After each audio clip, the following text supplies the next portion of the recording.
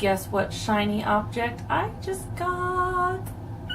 Hey guys, it's Rachel, and I'm so excited I finally got myself an iPad with the stylus, so I'll be able to do digital art. Oh my gosh. Digital art is a whole new frontier for me. It's something that I know that I needed to do because everybody's doing it. Wait. No, it's not because everybody is doing it. It's just because I've been seeing so many different opportunities where it's like I can make a piece and I want to make a piece, but then I realize that I don't have the resources for it. I don't have the size that I want. I don't have the talent quite yet to get to that level. I purchased the iPad to help me get a little further in my artistic goals. It also helps with me with my comics, so there's kind of that. Today I am trying to figure out the basic tool. I have the Adobe Sketch app. One is I just love the fact that the stylus gets to draw directly onto the screen. I absolutely adore that, but I'm very timid about it because anytime I meet something new, I want to be a pro at it right away. That's a flaw of mine because I don't want to ever fail in my life, and I'm working on that. I did use a stencil, basically. In drawing this rose, my mind was freaking out going, what does a rose even look like? I don't know, I can't do this. So I was just like, you know what, I'm just gonna calm down, I'm just gonna draw, I'm going to figure things out, and what's the best way and easiest way to learn a new tool, especially one that is just completely a different territory for me. Well, why not trace? And that's something that I just not done. I don't trace things, and even when I was a kid, I rarely ever traced anything, and every time I did, I was always upset that it still didn't look like the originals, that I would just stopped tracing, and I was just like, I am going to draw this to make it look like the original where I can actually see it. And then I started getting really good at copying, and I would look at a photo and I can copy it and I can make it look like the photo. I apologize if you guys think that this is cheating, but I am just practicing my iPad. This is not me saying, look at how great I draw.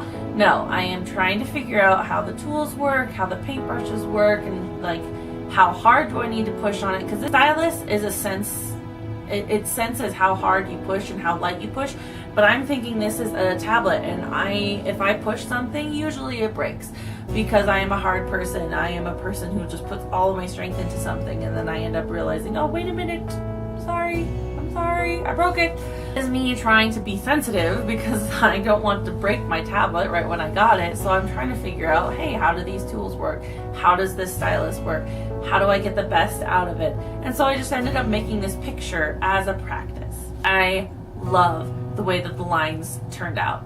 I love the cross hatching, the fact that there's an actual pencil on the app, so when you draw, it looks like how a pencil does on paper, instead of it is just one ink line, but it's oh, it's so pretty. So I can sketch on there and then put harder lines on top, and I like that a lot. Other tools, the other paintbrushes, are still something that I'm gonna have to just figure out with more projects. The watercolor brush tool is what I was using today, and that was really fun.